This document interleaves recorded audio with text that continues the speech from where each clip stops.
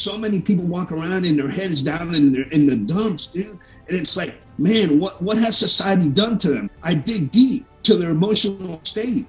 And I try to jump in and I try to make them feel bad.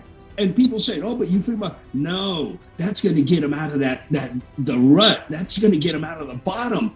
That's going to let them bring them up and realize, dude, I can do better.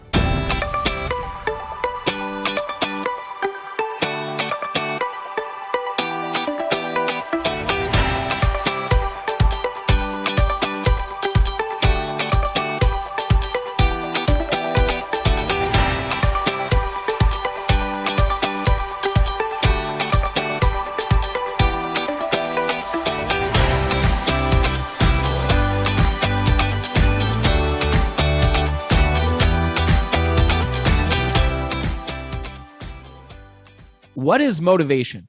Is motivation something that you can summon and use whenever you need it the most? How can you live a truly motivated and fulfilled life? You know, the thing about motivation is it has this airy-fairy essence about it. People think of motivation and they think of rah-rah. They think of pumping you up. In my opinion, motivation is like brushing your teeth. You got to do it every single day. If you don't do it, it wears off. Right? So yes, you have to motivate yourself constantly, but what are the different strategies and techniques that you can use in order to get yourself into that state of mind and positive, fulfilling mindset when you need it the most? So without further ado, let's talk to the man himself, Mr. Joseph Gonzalez. And for those who don't know Joe is a high energy speaker and an organizational team builder who works with companies and teams nationwide. His mission is to motivate all to live a fulfilled life and frequently presents his motivational processes and leadership philosophies to the audiences. Joe, it is a pleasure to have you here, brother. Thank you for taking the time and being on the show. Brandon, you know what? With that introduction, I don't know what else to think. I mean, you put me up so much, and I just consider myself a regular guy trying to do regular things to try to live a happy and fulfilled life for everyone. I mean, to me, it's an honor to be on your show. I was looking forward to the show because I know we have so much to touch on and so many great things that we can accomplish during this little bit of time that to me, it's an honor. I respect you tremendously. I push you every day. And there's nothing better for me to sit here and share with you how I go about my process of not only motivating, but building organizational teams using the regular techniques that I use, which are the way I express myself, the language used, the techniques that I dig deep to bring them from the bottom, and those things like that. So for me, it's an honor to share everything I know and put it on the table for you, buddy. Thank you for having me. Listen, man, it's so important, everything that you just said, because the world truly needs this advice. I mean, in this world full of fear right now, in this world of people are even afraid to socialize with each other and everything that's going on, the one thing about you that I respect, because I don't share this relationship with all my guests. It's actually really rare that I have a relationship with my guests before we have them on the show. And I am really happy you came into my life, man, because we've only talked like face to face a couple times, but you're in my circle, man. Like you're always there. You're always on the shows. You're always injecting this positivity, but you're always injecting this energy, right? And you say intensity, and the thing is, like, yes, it's intense, but it's not overbearing. I think that there's a difference. You're very authentic with the way you present yourself. So I just want to say that I'm grateful for you. And I commend you and I thank you for being in my circle and helping to motivate me on a daily basis, brother. Really. Thank you. Well, you know, I appreciate that, but you want me to tell you something? This isn't about me, Brandon. This is about exactly what you just described. This is about you and the millions of other people that might need that simple word that I throw out there on a daily basis and say, wow, that's just one simple word. And it makes them smile. It takes them away from that uncertain space. It brings them into a different zone just for those couple of seconds. And to me, that's what I'm all about. I can get up every day and I can, rehearse the Bible, let's say. But if I don't live the Bible, then what good is my intentions, or where's my heart at, or where's my passion at? So when I bring my energy, I bring it from the heart. I don't lie. I'm a real guy. I'm authentic. I'm genuine. I'm me. If they want to accept me and if they want to accept me and they want me to bring them along on our journey, which is called life, dude, I'm ready to go. But now remember, at the times when it gets down and dirty, the times where we got to dig deep for answers, you have to be in, because I want to take you from that place that you're at or you think you're at, and I want to bring you to where we need to be. And to do that at times, we have to get uncomfortable. You know the saying, uncomfortable to be comfortable. Well, we do have to touch on uncomfortable topics. That could be a load of different topics. Those could be personal topics that you might not discuss with anybody else, but you feel comfortable with Joe. Or those could be simple topics of employment, those little topics that you say, you know what, yeah, let's discuss. But, sometimes I do have to dig deep. And that's my strategy. One of my strategies is, let's get to the bottom. I'll sit at the bottom with you. And then let's talk about building from the bottom and coming up. Because we all know it has to get to its lowest point before some people rise up. And that's my point. I want to get down with you. I want to make sure that, when you look to your side, Joe's right there sitting with you. And we're bringing you up from the bottom to where I know you can go. We all touch on the basis of individuals. Dude, we're all unique. We're all individual. We have the gift of life being given to us on a daily basis. If we wake up every morning, we are blessed and we won. There's no losers in life. If we woke up every morning, we won. So why not use that as the very first initial motivational tool for yourself? Wow. Like I use that, the 3G system is, once you get up, get going and get it done.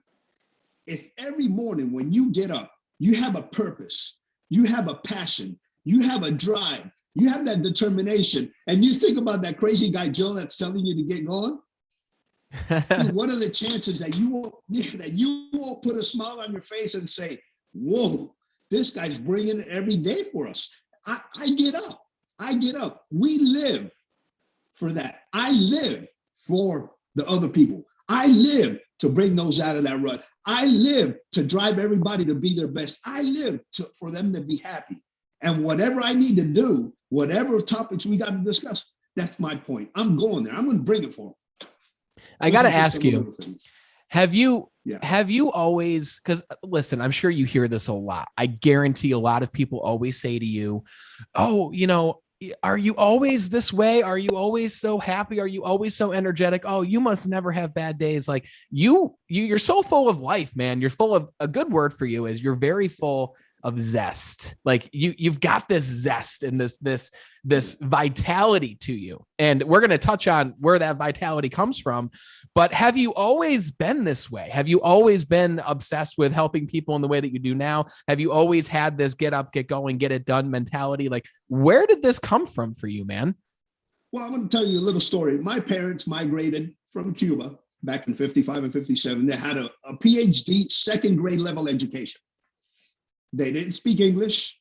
They were challenged with not only migrating from a different country, learning the language, and putting it together for the three most important people in their life, the three kids, me being the youngest one. So my dad always told me at an early age, it doesn't matter where you come from, doesn't matter who you are, doesn't matter what they say, doesn't matter what they try to tell you. You be resilient because you are an individual, you are unique, you are original, and you have a lot to share, even though they might tell you you do not have a lot to share, or they might try to bring you down for whatever reasons they feel they want to bring you down. But that was my resilient nature. And my dad was a stern, little, hard-nosed guy that didn't take no for an answer. So then he brought that into me. But I'm gonna touch on another thing. During my teen years, yeah, I did have those little time frames in between where I wasn't that motivated individual. And that's why I touch bases on you when people dug me in the grave so deep, because I didn't have that formal education. I didn't have the perfect professional use of words or what they thought should have been at that stage in my life. And they dug me so deep that they said, this guy's never going to be able to get out. And like I told you, what they didn't realize is at that point in my life, I was at the bottom. And the more dirt and sand that they threw on me, the more resilient I became and the more put together I became. So when I came out of there, you know who's sitting right in front of you today, right? This dude right here. And there's nobody in this world, nobody can tell me, nobody can do anything that's going to take me away from what I do today, which is give to others the same resilient nature that my parents gave to me. And I still continue to fight for it because we all have a unique gift in life, which is our unique story and our unique journey. Nobody can tell me that my story or their story is any different. We all have different stories, and that's the beauty of what life has to offer us. Yeah, absolutely. That, by the way, awesome. It's a great story, man. Just your parents immigrating from Cuba and coming here and teaching you those lessons. And I'm sure they taught you through their own experience and actions as well as their words too. But in those teen years, when you were at the bottom, when people were throwing the dirt, when they were throwing the gravel at you, how did you begin to ascend from the bottom of the pit to become who it is you are now? Like if you had to go back, what were the actionable things that you did in order to birth the Joseph Gonzalez that we know now? So once I realized where life was going, once I realized what obstacles I had to get around, once I realized what I had to put in motion, which was the only one thing I had to put in motion was know myself, gather my thoughts, gather who I am to move forward. That's when my life started to transition. How do you know yourself? What does that mean? And how did you even know to ask yourself the question, who am I? How did you know how to dig in? Like, was there a moment? Was there a catalyst? Did you have someone who showed you this way? Like, how does one begin that process? Well, I'll tell you what, you're pretty good with Tony Robbins, right? Oh yeah. Yeah, there's absolutely. Two primary fears that he talks about. I'm not enough and I won't be loved. As soon as I stood up, and I talk about this, as soon as I stood up in that mirror consistently, and I questioned myself, my validity, who I am, what do I have, where's my heart, what is my passion, what about me? That's when it started to transition. And that's why I tell everybody, look, self-reflection, self-analyzation, get to know yourself. And I ask a question, I ask a couple questions, but one of the questions that I ask when I speak is, who are you?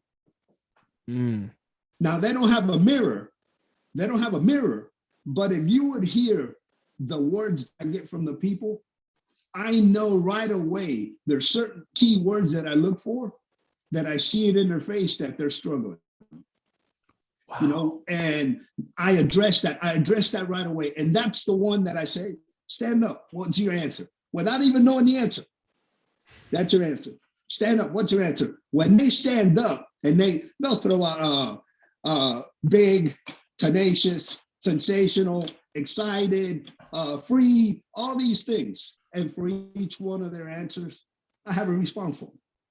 And that's when I'll start my process of their self-analysis, digging deep into their past, digging deep into their present, digging deep into how their mind is set, and those techniques that I use to bring out the best of them at that moment. Oh man, I love that, man. You saying, who are you? Point to the person, stand up, tell me who you are. That's right. And they're like, oh, well, you know, I'm not quite sure. And it's like, well, if you're not quite sure, then who you are has been determined by your past. Who you are has been determined by other people, by the perceptions, right? That's right. Like, I love that because in a way you're helping people define their key values. In a way, you're having people create a personal definition of themselves. And what a lot of people don't realize is they're like, well, I don't know who I am. And it's like, well, the beautiful thing about that is you get to decide who you are. You get to choose who you are. And I read a book a long time ago by Evan Carmichael. You've probably heard of Evan Carmichael.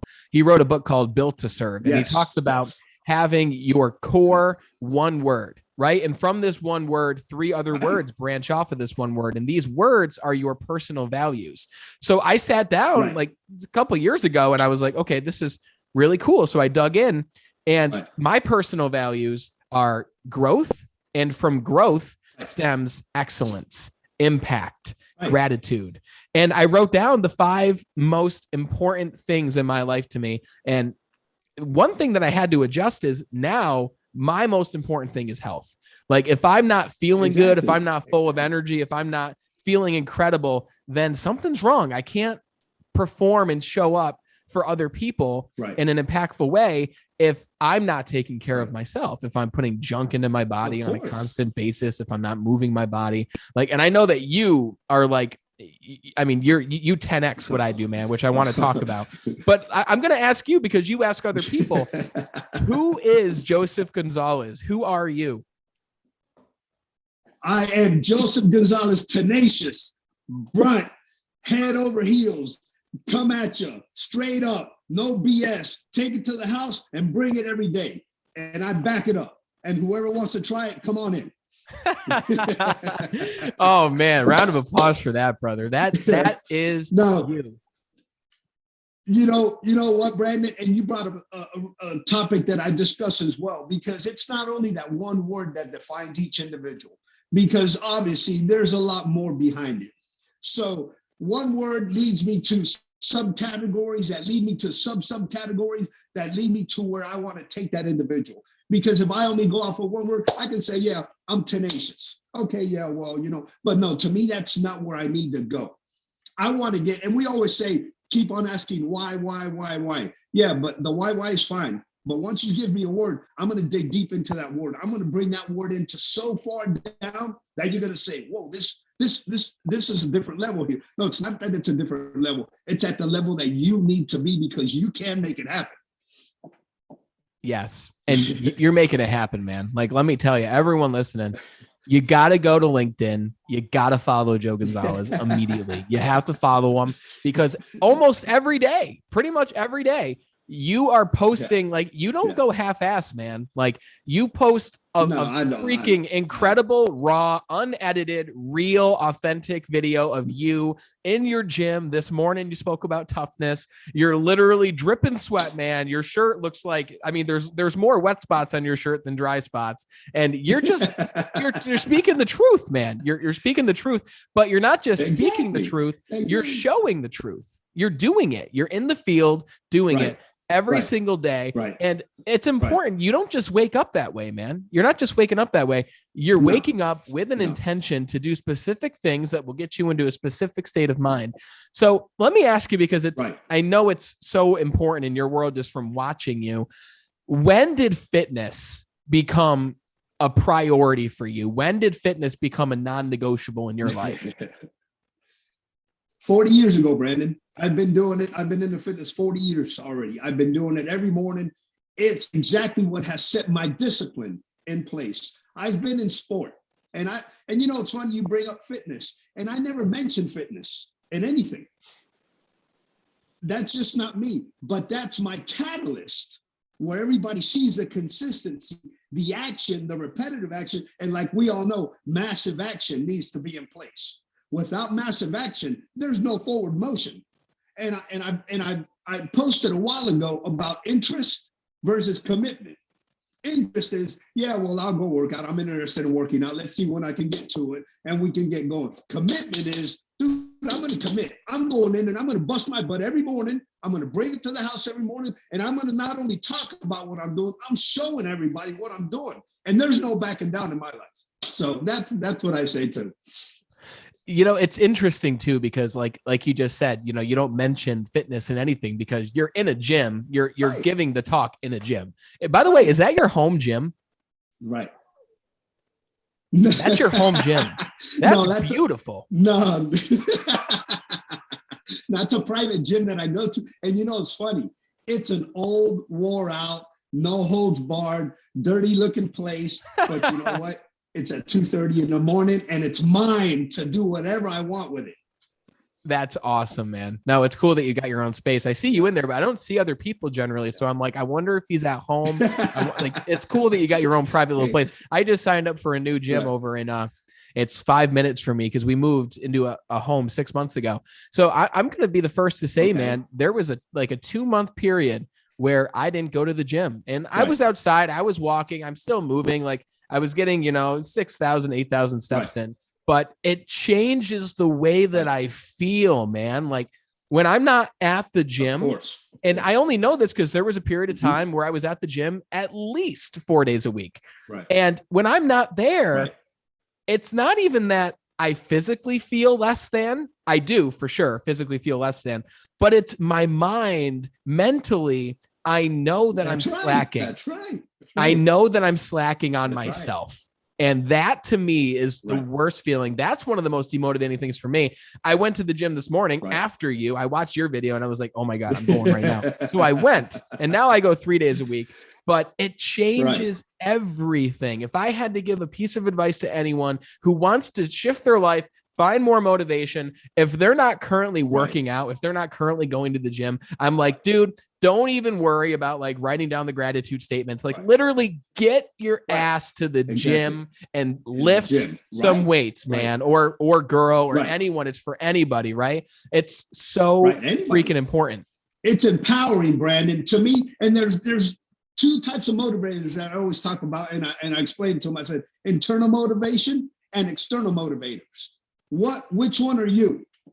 And then once again, I'll get all different answers. But if you're internally motivated and you're challenging yourself, and your motivation is not outside, it's you're going to have a better chance to get to where you want to go.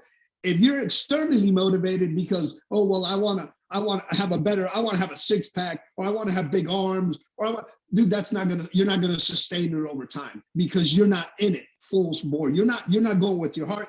You're not bringing your passion, and you're not committing. Now, if you're internally motivated, like I tend to be, I do it for myself. And like I told you, I never mentioned anything about the gym, fitness, or health, because that's not my program.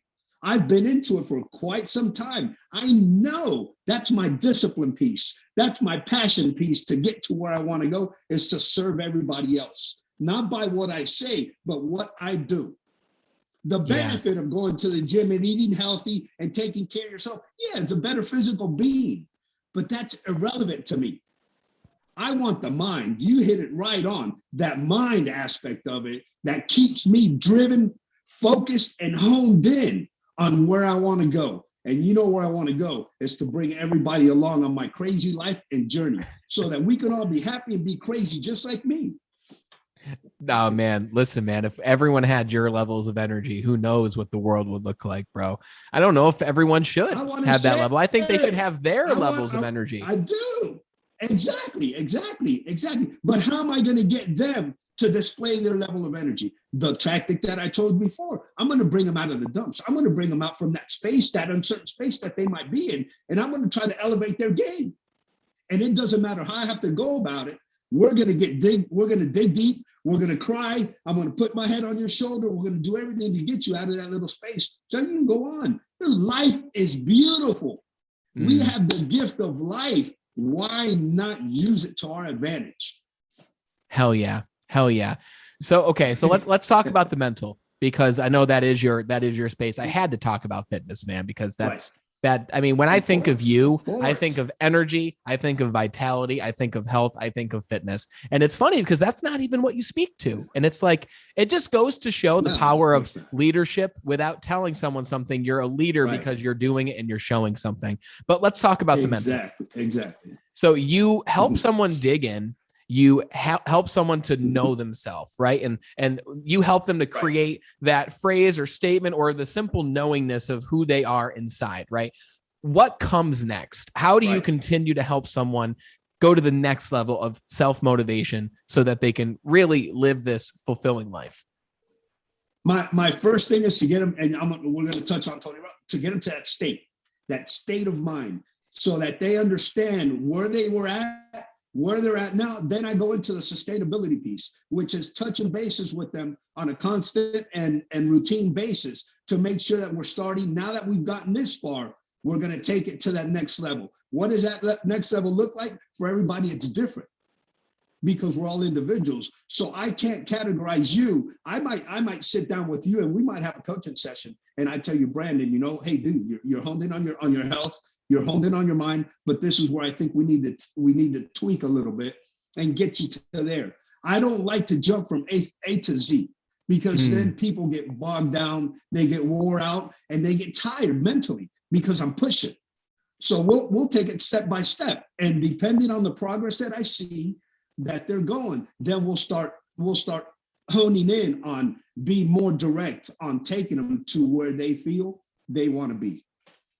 I let everybody choose a level, a starting level where they think they're going to be. And then once I get them to that level, now I tell them, this is where I know you're going to be. And that's why, boom, I come in with all the hard questions, the hard answers, the digging deep, and bringing it to the house so that they can get to, so that I can elevate their game. Because I want to add value. If I can't add value to your life, to me, it's no good. I don't want anything from anybody. But if I add value to you and I get you out of that zone, and this might be, relationship changing at times. And they're saying like, dude, I went home and I had the best time with my wife and we had a great conversation. Okay, cool. Now we're going in the right direction, because it's not only getting them. If they have a family and they have children, everybody suffers if they have an unhappy parent at home. So that's where I dig deep. I'm curious because you talk a lot about fulfillment, and that's another word that, people throw around a lot, and it means something different to everybody. Right. What does it mean in your worldview? What is a fulfilled life? What is there an end destination? Is it different for everyone? And what does fulfillment mean to you? If I tell you that I live a fulfilled life by touching the lives of 1,000 people, I've just left 800 million short. So to me, fulfilled life would mean to touch as many lives as I can. That's my only mission in life. My happiness, my fulfillment, my passion, my compassion, my empathy, everything is around one thing: serving as many people as I can to make sure that if I leave, I will have touched as many lives as possible. And maybe they say that little guy that came into my life has brought me happiness, has brought me fulfillment, has brought me joy, has given me whatever, and without anything in return.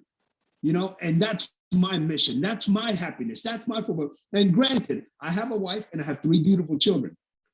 And that's exactly my point to each one of them every single day. Be grateful, be happy, be fulfilled. Let's live a great life. We're blessed beyond measure. We have anything and everything that life can offer. Why do we not continue to push forward?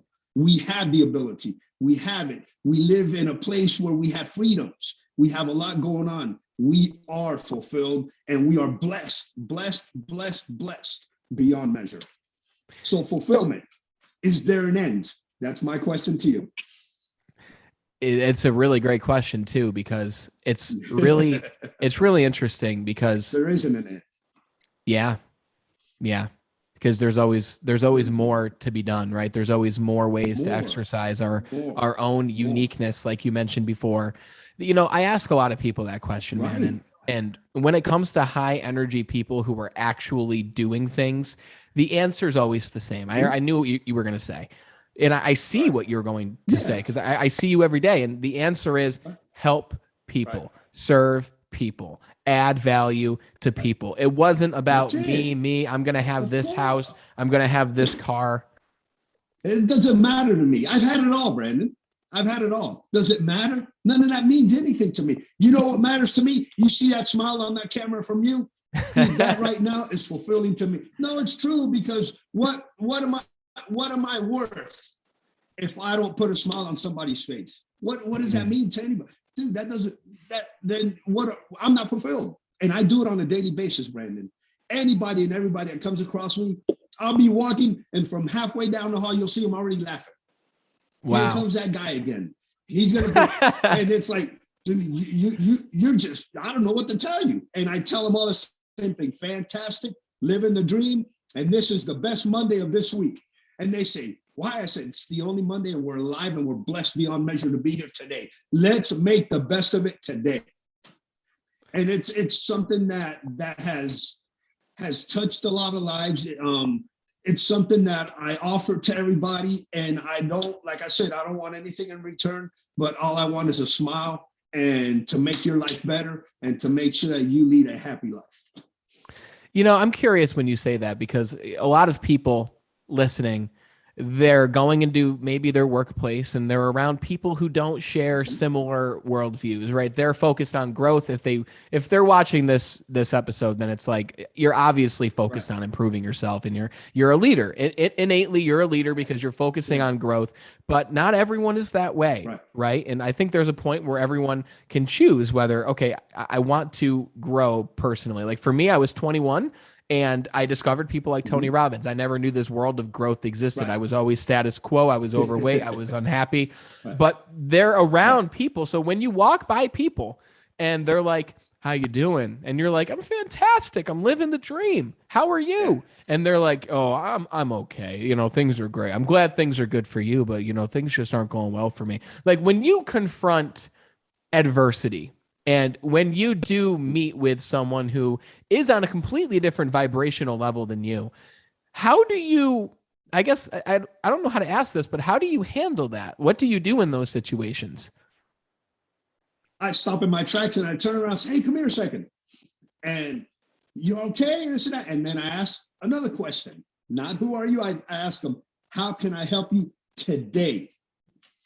That question alone, Brandon, has had people cry on my shoulder, adults crying on my shoulder. You know why?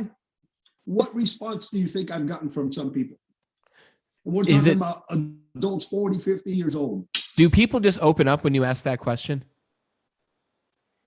I ask them, how may I help you today? Not how may I help you? How may I help you today? Because I'm dealing with right now, the moment where he turned around and said, oh, I'm just doing okay. So I address it right there. I turn around and say, how may I help you today? People cried on my shoulders. You know what the responses of a lot of these individuals has been, Brandon?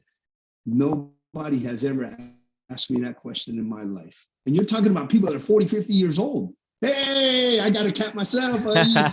He loves hopping up here and being part of things. Right.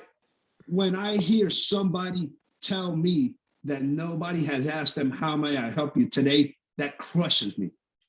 Wow. Because to be in a society, to be in a world, to be in a place where we have liberties, we have freedoms, we have everything that we're afforded, and no one has taken the time to ask another individual, how may I help you today? Is that a direct reflection on that individual or his surroundings? Yes, you're absolutely right. Surroundings. They never confronted someone who no one asked that question, man. I'm telling you something right now. Exactly. I've never thought to ask that question. I've never thought when someone says, oh, it's okay. I'm always like, well, I hope things brighten up for you. You know, I've never thought to be like, what can I do for you now in this moment? How can I help you? Like, are there specific problems that some people do open up to you with? Like, what if you can't help them in that moment? Is it you just listening to them that makes the biggest difference? Like, what do you find when you have those conversations? Right. I do two things. Number one, once I ask the question, I become an information gatherer at that moment. By that, I mean, I want to see the responses. I want to see how far they dig into themselves and giving me answers that they might not give to anybody else because they've never been confronted that way. And then I go into my motivational speeches. Well, based on XYZ, I think we should do this and this. And remember, this is where we're at. This is what we're doing. This is what I do. This is how we go about it, et cetera, et cetera. And then what I found is that the majority of them, I'd say 95% of them, the next time they see me, I don't have to ask. Fantastic is what comes out of their mouth. Wow. Before I even say anything, it's fantastic. I said, there you go. That's exactly what I want from you. The world might be coming to an end, but that 2, 3, 4, 5 seconds of them saying fantastic, pointing out to me, knowing me from across the hall, that's it right there. What am I worth at that moment? Oh my God, man. No, you're worth everything. I mean, that's you give hope. You inspire hope when you do that, because right. I mean, that gives me chills, man. You saying that when and I'm using it because listen, I'm able to hold myself well in those situations as well as possible. But that question opens up an entirely new level of, I want to help you. Of course. And then when you say you go into your spiel, you go into your value proposition. Like you give value. Right. Sometimes Right. words themselves can be value. Sometimes people just need to hear one thing to make them say, wow, I can change things. I can make things better for myself. Right. Right. If I bring it to their attention, how good they have, what they have, how we can go about it. And once again, my communication style is direct, because I don't want them to think that I'm doing the little, sugarcoating anything. No. Look, this is what we're going to do. This is how I like to do it. And this is what I see in you. And this is what I want you to do next. And they might not say a word after that. But when I get that, when I see them the next day and they say, fantastic, and just extend their arm, what did that tell you? That they went home and they thought about me. They thought about all that stuff that I told them. Whether they put it into practice or not, but their mind is now getting programmed to think that little guy's coming down the hall that says fantastic. Oh man, he's got it going on, and that's my goal. To me, it's a blessing that I have that drive to get to them. And it would be unjust for me not to share it with as many people as I can. And that's just not me. That's beautiful, brother. That's beautiful. So to go back to this process here, because you talked about sustainability, and right. While someone can have a great day, that you got to do it again, right? You got to do it again and again and again. And that's life. And that's the beauty of life, because if you're here, that means you get to do it again. Like it's a privilege to do it again. Exactly. Right. And when you help people know themselves and you help them get into that state that you talked about, right? And is there like one or two key sustainability methods that you show people or help people discover that make a world of difference? What does that look like? Right. Well, the first thing that I tell them is, once we discuss different strategies to get them to where we want to go, is, do you guys write your strategies down? Do you guys write your daily down, like a journal? And I don't use journal, but I tell them, write stuff down every once in a while. Write it down. Why? Because then what's going to lead to them is, in a week that I see them again, I'll tell them, bring those papers home, bring those papers here. So if they only wrote down one day of how they felt, at what time they got up, what foods they ate, et cetera, then I'll know that I need to start following up more frequently, because they're not progressing at the pace that I feel that they should progress. And everybody, obviously, we're unique, so everybody progresses at a different level. But what I do want to see is the trending upwards. I don't want it to level out, because what I found is that they start leveling out, and then what does it take for them to dip? Only one bad situation will cause them to dip. If I keep them trending and they dip, they only dip here, but they're still upward. The trend is up. If I level them and they dip, they drop down under to where they wanted to be. So in that, the mind starts kicking again, and it says, oh, I can't get it done. I want to avoid that at all costs. I want to keep them focused and going upwards at all time. Yes, it's momentum. So that's one of the strategies that I use. It's momentum. It's if you have it, if you're moving in the right direction, man. I talked to a guy the other day, and his name is Eric Bedell. I think you guys would have a great conversation, actually. And I'm going to connect you with Eric. I think you guys would really, really appreciate each other. But he was talking about when with his clients, he simply helps them to start building momentum. So rather than, oh, you haven't worked out in 2 years, let's start going to the gym 3 days a week. He's like, I only want you to walk into the gym this week. I want you to walk in. I want you to scope the place out. Even just walk in, look around.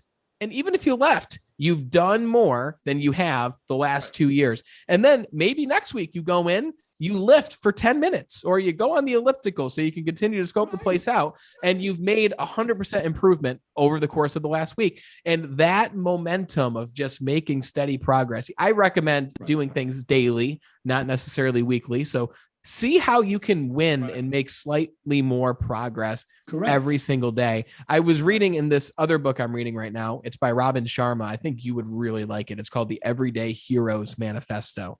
Okay. Absolutely incredible book. Robin Sharma is one of the most insightful authors that I've ever come across in the world of personal development. And he talks about every day, at the end of the day, write down 3 things that you can be grateful for that happened that day. Our survival brain is always focused on what went wrong. What do I need to worry about? What do I need to do next? What if instead we just thought, what went well today? Right? Because back in the day when we're traveling across the savannah and our tribes with enemy tribesmen and lions and tigers that are trying to eat us and kill us, we're not thinking about what went well that day. If we're thinking about what went well, we're going to be tiger food. But in today's world, we don't have those immediate threats that we used to face. So I found it immensely satisfying to write down 3 things every single day that I can be thankful for. And that alone helps to show me that I am making forward progress, which in itself inspires even more forward progress. Right. Now, when you write down those 3 things or positive affirmations, how does that make you feel? Incredible. The next day. Incredible. How does that make you? Okay, exactly. So if you were to not write those 3 things down, how would you feel the next day? I would feel as if I let myself down. And that is the dip that you talked about, man. That is when the dip begins. And you have the choice. And by the way, it can happen. It can happen. The trick is to not let it continue. The trick is to not let it get you down to the point where you don't continue at all. You instead say, hey, I had a lapse yesterday. I'm going to continue it today, though, and build that momentum back. Right. Now, remember, when we surround ourselves, surroundings have a lot to do with our decision-making for some people. I don't let my surroundings affect me one bit. I affect my surroundings. If they want to join with me, if they want to be with me, if they want to join me and they want to hang with me, this is what we're doing.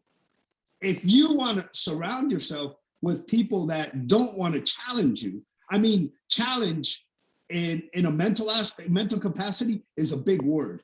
Because if I don't challenge you on a daily basis to be better is the key word back there. I see it. Be better every day. What value can I add to you, Brandon, if I don't challenge you to do better and be better? You're absolutely right. Not only that, if I don't challenge you to do better and be better, how much respect do I have for you, much less for myself? So true. It's so true. See, and you start with you. Process. And that's the important part. You don't expect more from others than you're willing to put into yourself. And I think that's a core principle of leadership in itself, is to lead others. You simply lead yourself, and others will lead and follow it. Others will follow as a result of you leading yourself and living your own life. Right. And like I tell everybody, not everyone is going to want to be with everyone. Not everybody's style is going to be accepted by everyone, but you can't focus on that. You lead and you live life the way you are programmed to lead and live life, and let the chips fall where they may. Because I know maybe my system or my style is not going to attract everyone, but if it attracts one a day, that's it. Mission accomplished. Wow. That's it, man. One person. We don't need to think about thousands and thousands every single day. It's one a day. No. Back in the day, I mean, we traveled in groups of maybe 15 people. Right. If you can make a difference on one person that day, that's a giant difference. We let this idea of scale get in the way of us just making a difference with that one person you have a conversation with as they walk by you in the hallway. How can I help you today? That's right. That's it, dude. Right. And and that's the difference in the way a lot of people use language or words differently. But I can go to you and ask you, how can I help you? But that's not immediate. How can I help you? Well, I'll see you next week. Maybe we can help you out. Dude, then I don't care too much about that individual that just walked by with his head down. He might be crying. He might be having a bunch of different problems. But when I confront him and I tell him, how can I help you today? And I stop in my tracks and I look at him. That's now. That's not later. That's right now. Let's take care of this right now. See what we can do right now and get yourself going in a different direction right now. That's the impact factor that you have to have on someone. Oh man, I really do. And listen, man, you've listened to many interviews like this. I have takeaways from every conversation. I learn from every person I have conversations with. That one takeaway might be the biggest takeaway I've ever gotten from this show. How can I help you today? Because I always think, like, why stop that person and ask how I can help them if their answer is going to be something I can't even help them with? But ask the right questions, you get the right answers. If you ask how you can make a difference now, their answer is going to be very, very different.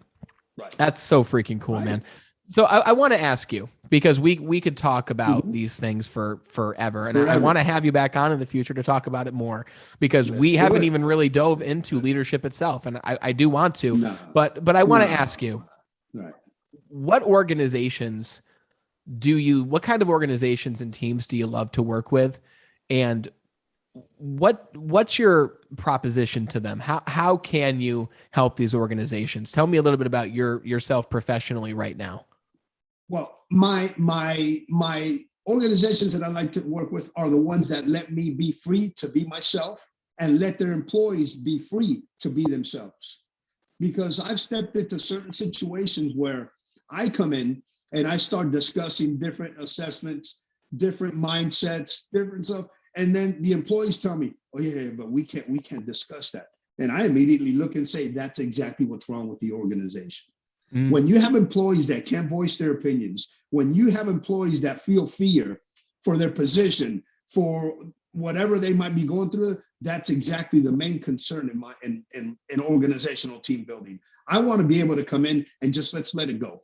Let's let it loose. Forget about everything that's around us. Let's build the organization the way that we want it to perform. If you don't want me to come in there and dig deep and strategize and bring it together, then you got the wrong guy. Oh man, that's so well said, brother. I love the idea of open door. You could say what you need to say, because if you're not able to say what you want to say, then I used to be a training director for 45 Verizon wireless stores, and the difference in teams, there were 6 teams. The difference in the quality of those teams and the overall satisfaction of the team really came down to, is that team able to speak their mind? Is that team able to say what's bothering them?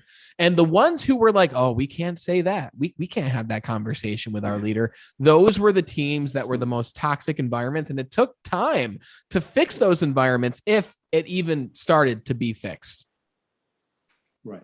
So, and as you know, where does that start from? It doesn't start from the lower tier. It starts from the top and it trickles down. Yeah. So I've always been one to address the top first, meaning I'll go in and I'll talk to the top people and I'll tell them, this is what I'm doing. This is how I'm going to do it. And these are my expectations from you guys before I even sign anything or jump on board. If they tell me, well, we have to, I'll tell them, hey, I appreciate you guys very much, man, but I'm not your guy. I'm not your guy. Because you know what? If I'm not going to be able to go in there and perform what I do, they're going to want to silence me on a certain level. Then I'm not your guy, dude. I understand. I'm not made for everybody. But you know what? Then you're going to continue to perform at that level where you're at, which is that tiered level. And then the dip, you're going to struggle again. But hey, it is what it is. And everybody understands their organizations and what they need. At that moment, they understand it better than I do. I'm just a guy coming in to try to strategize, optimize, and align the people and put them in their positions where they can perform at the top level. If you don't want me to do that, that's fine with me. Oh, dude, I love how you set the expectation from the get-go like that, because it makes it very clear of what you're there to do. Exactly.